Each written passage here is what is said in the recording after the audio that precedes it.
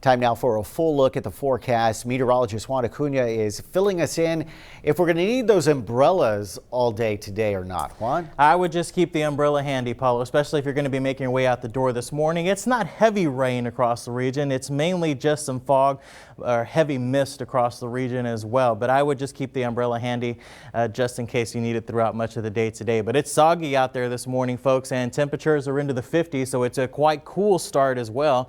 This is off in Kingsville where the temperatures are in the 50s. The winds are calm, but they have registered 2/100 of an inch of rain. And as we go on to the next couple of days, there's actually a chance of rain each day. It's just not great, and it's not looking like anything heavy across the region. In fact, the rainfall, if you want to call it that, it's the mist that's across the region, is so fine that even the Doppler radar is having a hard time picking it up this morning. But it is out there. There are plenty of clouds across the region as well. And of course, we are seeing the visibility fall to about 2 to 4 miles near the coastline. Similar values for our inland community. So once again, just give yourself just a couple of extra minutes to arrive to your destination safely. Again, as I mentioned earlier, a couple of fender benders out there already.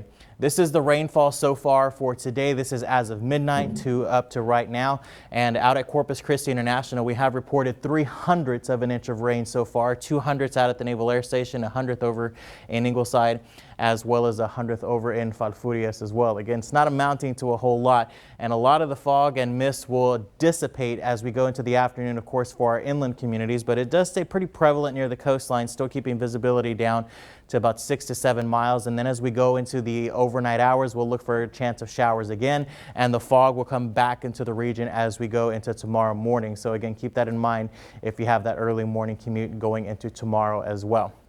We are at 56 right now. 58 seems to be the common number from Rockport, Ingleside down into the Naval Air Station. Robstown, you are included, and 54 over in George West. The wind's not really too bad. They are going at about 4 to 8 miles an hour near the coastline, but pretty calm for our inland communities. As we look at the hour-by-hour forecast for later on this afternoon, notice as we go into 10 o'clock, still 60 degrees, but light winds, and then by the afternoon, I think we'll top out into the mid to upper 60s across the region. I notice we get more of a southwesterly flow, but still staying below 10 miles per hour.